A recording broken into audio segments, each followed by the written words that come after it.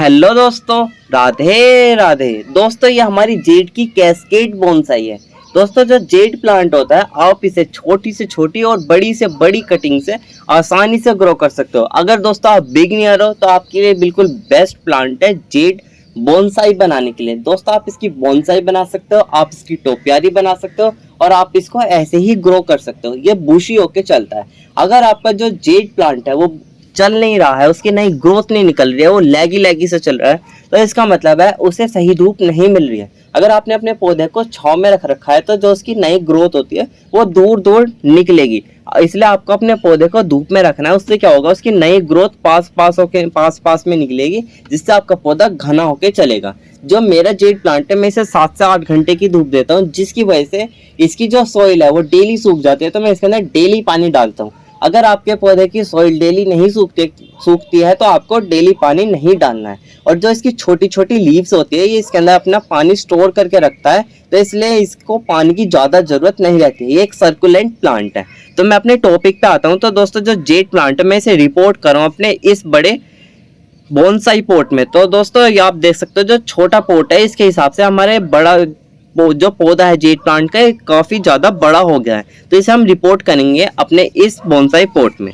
दोस्तों जो हमारी जेड की कैस्केड बोनसाई होती है इसे लॉन्ग पोट ही चाहिए होता है, क्योंकि जो इसकी स्टेम होता है वो ऊपर को ग्रोथ करता है, फिर ऊपर से नीचे की साइड जाता है। दोस्तों जो वैसे और जो कैस्केड बोनसाई होती है वो डायरेक्ट सॉइल में से ही नीचे की साइड जाती है, लेकिन दोस्तों मैंने इसके अंदर क्या किया है, मैंने इसके अंदर जेड की कैस्केड बोनसाई को एक रॉक के ऊपर ग्रो किया है, फिर रॉक के ऊपर से ये नीचे की साइड इसकी ग्रोथ चली है। तो हम क्या काम करेंगे, सबसे पहले इसकी वायरिंग करेंगे। तो वायरिंग के लिए हम ले रहे हैं एल्यूमिनियम वायर। तो अगर ये एल्यूमिनियम वायर आपके पास नहीं हो तो आपके लोकल एरिया में जहां मोटर वाइंडिंग होती हो, जहां इसकी शॉप हो, वहां से आप एल्यूमिनियम वायर ला सकते हो। दोस्तों वहां पे आपको कॉपर वायर भी देखने को मिलेगा, आप दोनों में से कोई सा भी ला सकते हो। तो मैं आपको अपने ये जो एल्यूमिनियम वायर है इसे राउंड इसे घुमा के दिखा रहा हूँ। तो दोस्तों ये कैसी भी शेप में घूम जाता है, जहां भी इसे घुमाओगे ये एल्यूमिनियम वायर वहीं के वहीं रह जाता है।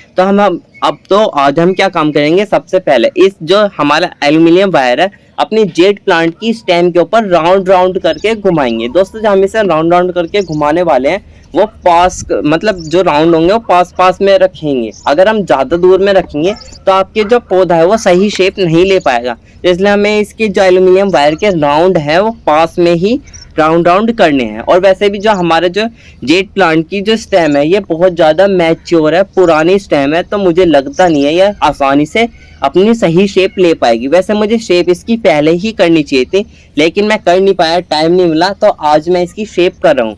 तो अगर ये शेप नहीं ले पाएगा तो मैं इसके ऊपर डबल वायर राउंड करके घुमाने वाला हूँ। आप देख सकते हो मैं इसके ऊपर ब्लैक और रेड 2 वायर को राउंड करके घुमा रहा हूँ। 2 वायर जब मैं इसके ऊपर चढ़ाऊंगा तो शायद ये घूमने लगेगी, मतलब ये सही शेप लेने लगेगा। दोस्तों जो ये एल्यूमिनियम वायर होता है ये आपको अपने पौधे की स्टेम के हिसाब से लेना है।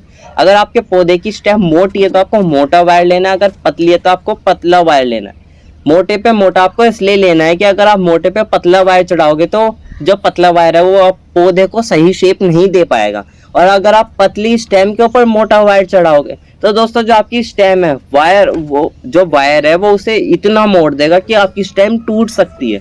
और अगर आप इसे जब राउंड घुमाओगे तो उसमें आपको दिक्कत भी आने वाली है, क्योंकि जो उसकी स्टेम है वो पतली है, नाजुक है, और वो जो वायर है वो हार्ड है, तो आपकी स्टेम टूट सकती है। तो आपको अपने स्टेम के हिसाब से ही वायर लेना है। दोस्तों जो वायर है वो आपको एल्यूमिनियम वायर, बिल्कुल प्योर एल्यूमिनियम वायर लेना है।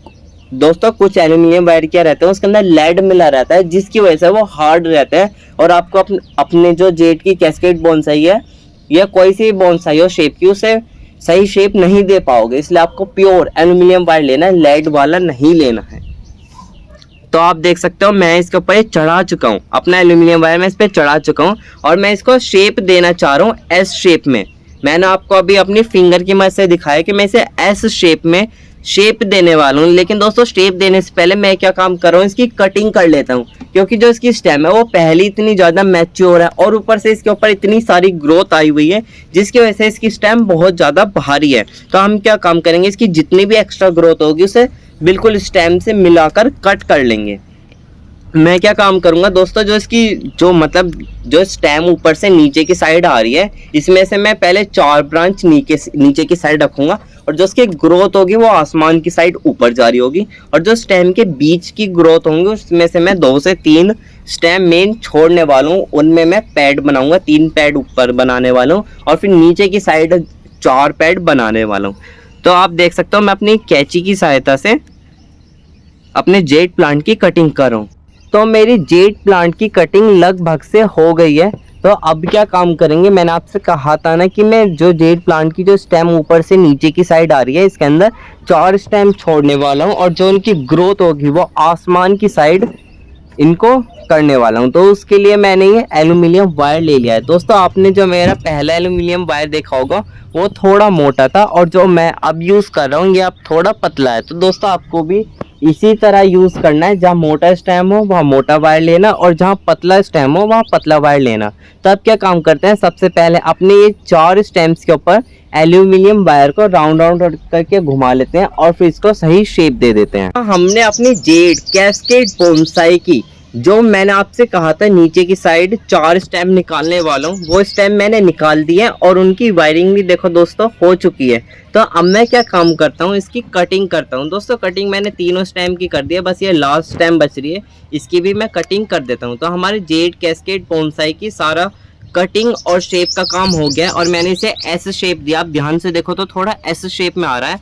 टाइम चलते चलते दोस्तों ये इसकी शेप अच्छी दिखने लगेगी। अभी एकदम से मैं इसे ऐसे शेप नहीं दे सकता, वरना जो ये इसका जो तना है, जो इसकी स्टेम है वो टूट सकता है। तो अब हम इसे रिपोर्ट कर लेते हैं। रिपोर्ट करने के लिए मैंने अपने बोनसाई पोर्ट में से बाहर निकाल लिया स्टेम को पकड़ के, क्योंकि रूट बाउंड था तो मैंने इसे आराम से खींच के निकाल लिया है। आप इसकी रूट्स देखो कितनी ज़्यादा अच्छी डेवलप हुई है हमारे इस बोनसाई पोर्ट में। इसे रिपोर्टिंग की तो देखो दोस्तों ज़रूरत थी, क्योंकि जो इसका बोनसाई पोर्ट था उसकी हाइट भी छोटी थी, इसकी जो स्टेम नीचे की साइड जो आ रही है उसके हिसाब से। तो अब हम इसे अपने इस बड़े जो आप साइड में देखो रखे हुए इस बोनसाई पोर्ट में रख लेते हैं। हमने अपनी मिट्टी के लिए आधा हिस्सा मिट्टी और आधा हिस्सा खाद मिलाया है। खाद के लिए वर्मी कंपोस्ट मिलाया है। दोस्तों आप काउडंग कंपोस्ट भी मिला सकते हो।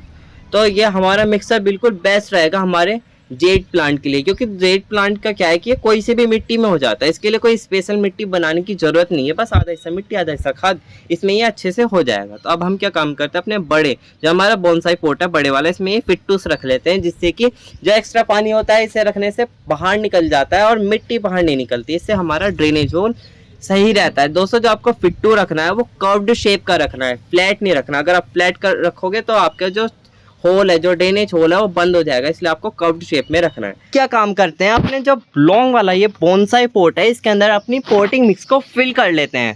दोस्तों देखो हमारी पोर्टिंग मिक्स फिल हो चुकी है। सबसे पहले हम इसे साइड में रख लेते हैं, और अपना जेड की कैस्केड बोनसाई दिखाऊं तो उसकी जो रूट्स है, कुछ रूट्स दोस्तों गल गई है ज़्यादा बारिश की वजह से, और जब हमारे यहाँ तूफान आया था उसकी वजह से कुछ रूट्स इसकी टूट भी गई है। तो जो गल गई है और जो टूट गई है उनकी हम ट्रिमिंग कर देते हैं, क्योंकि अब हम उन्हें ट्रिमिंग नहीं करेंगे तो जहाँ से वो गलना स्टार्ट हुई है वो आगे तक गलती चली जाएगी उसकी रूट्स। तो हम अगर उसकी ट्रिमिंग कर देंगे तो वहीं से नई रूट्स डेवलप होकर हमारी सॉइल के अंदर चले जाएगी। और हम जो इसकी मिट्टी है, जो हमारी ऊपर की लेयर है जेड प्लांट की, उसे भी हम थोड़ा अपनी सीजर की मदद से हटा देते हैं। उससे क्या फ़ायदा रहेगा कि जो हमारी पुरानी मिट्टी है वो नई मिट्टी के कॉन्टैक्ट में आके मिल जाएगी। अगर हम इसे नहीं हटाएंगे तो ये हमारा जो जेड की बोनसाई की जो रूट बाउंड पौधा है ये ऐसी के ऐसी ही इसके अंदर रखा चले जाएगा, उससे कोई फ़ायदा नहीं रहने का। और जब हमारी जेड प्लांट की रूट्स की ट्रिमिंग होएगी तो उससे क्या फ़ायदा रहेगा, नई रूट्स डेवलप होएगी, नई फाइबर्स रूट आएगी। जो फाइबर्स रूट होती है वो हमारे पौधे में नई ग्रोथ करती है और हमारे पौधे का नया खाना बनाने में मदद करती है। जो बोनसाई होती है उसके अंदर फाइबर्स रूट ही चलती है। तो हमारी जो रूट्स है उसकी ट्रिमिंग हो गई है। अब अपने पौधे को इसको एज इट इज़ ऐसे सीधे के सीधे अपने दूसरे नए पोर्ट में रख देते हैं। तो दोस्तों आप देखो ये मेन बात है कि जो आपका ये जो पौधा है इसे बिल्कुल स्ट्रेट रखना है। अगर थोड़ा सा भी टेढ़ा हो गया तो जो हमारा स्टेम है, जिधर की साइड स्टेम है उधर की साइड हमारा पौधा गिर सकता है। तो इसलिए हमें अपने पौधे को बिल्कुल स्ट्रेट रखना है, और जो सॉइल है वो अच्छे से इसके अंदर फिल करनी है, बिल्कुल दबा दबा के। अगर हम दबा दबा के सॉइल फिल नहीं करेंगे तो जब हम इसके अंदर पानी डालेंगे तो सॉइल नीचे बैठ जाएगी। और अब क्या करते हैं, जो हमारा जेड प्लांट है ये रॉक के ऊपर से हिल रहा है, क्योंकि हमने ऊपर की जो मिट्टी की लेयर थी वो हटा दी है। तो इसलिए अब हम क्या काम करते हैं, अपनी गोले की रस्सी होती है उसकी सहायता से इसे बांध लेते हैं। अगर हम नहीं बांधेंगे तो हमारा पौधा साइड को गिर सकता है, क्योंकि जो इसका वज़न है वो एक साइड को है।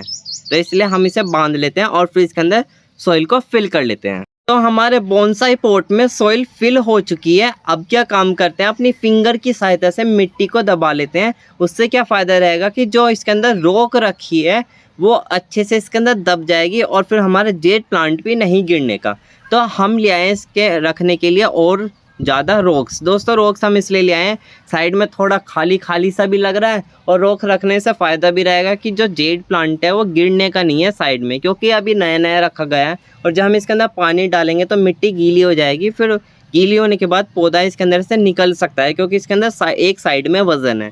तो हम रॉक्स इस तरीके से ही रखेंगे कि जो हमारा जेड प्लांट है वो इसमें से नहीं निकले।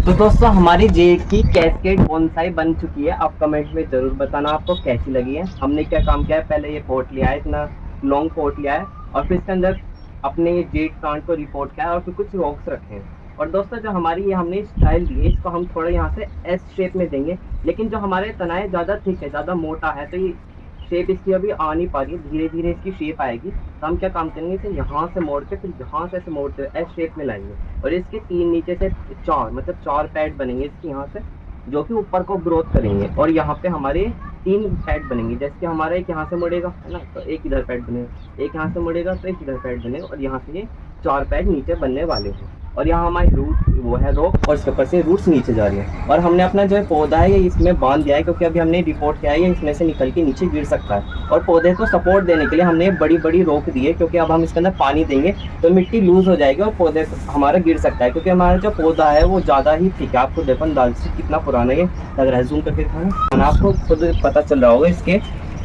कितना मोटा है और कितना इसका मतलब दिखने में कितना ज़्यादा पुराना लग रहा है। और इसकी रूट्स भी ऐसी जा रही है पुराने पेड़ की तरह, इसलिए पौधा बहुत ज़्यादा भारी है और वैसे भी इसका जो लोड है वो इधर को ज़्यादा गिर रहा है। तो इसलिए मैंने इधर से ये रोक दिया और पीछे से रोक का सपोर्ट दिया जिससे कि पीछे गिरे नहीं। ठीक है, अब हम इसके अंदर पानी देंगे। पानी दोस्तों लो प्रेशर पे देना है, जिससे कि आपकी जो मिट्टी है वो बाहर ना निकले। और हमने नीचे वो पिट्टू से रखा है पुराने गमले का, उससे क्या होगा, जो एक्स्ट्रा पानी होगा वो नीचे निकल जाएगा और जितने पौधे को जरूरत होगी उतना होगा। लेकिन दोस्तों हमारी जो मिट्टी है, जो पौधे की मिट्टी थी वो पहले से ही गीली थी, तो हम इस पौधे के ऊपर पौधे में बस थोड़ा सा ही पानी देंगे और फिर से शावर देंगे 2 से 3 दिन के लिए शेड वाले पौधे। अगर आप इसे धूप में छोड़ोगे तो दोस्तों आपका पौधा स्ट्रेस में आ जाएगा। वैसे ये हार्डी प्लांट है, स्ट्रेस में आता नहीं है, लेकिन अब जो हमारा टेम्परेचर है 50 डिग्री से ऊपर जा रहा है, इसलिए हमें बिल्कुल भी इसे धूप में नहीं रखना है। 2 दिन की छाया देंगे, फिर इसे हम धूप में रखें, वो भी ज़्यादा नहीं, थोड़ी धूप और थोड़ी छाया। तो अब हम इसके अंदर पानी देते हैं, बस देखो पानी देखो दोस्तों इतना ही देना है। जो हमारा जेड प्लांट होता है उसकी लीव्स में पहले से ही पानी स्टोर रहता है, तो हमें पानी बस इतना ही देना है। हमारी जो मिट्टी है पहले से गीली थी, अब इसे ऊपर से शावर कर लेंगे पौधे को।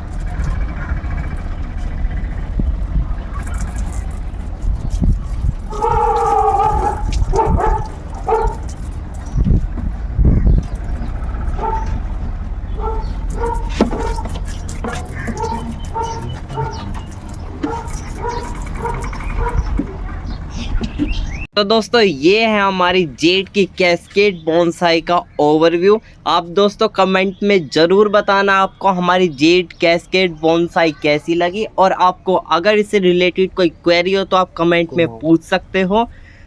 और आपको इसके अंदर कोई मतलब चेंज करना हो या अगर आपको कुछ ठीक ना लगा हो तो दोस्तों आप कमेंट में ज़रूर बताना। तो मिलते हैं आपको अगले एपिसोड में। थैंक यू, बाय बाय दोस्तों।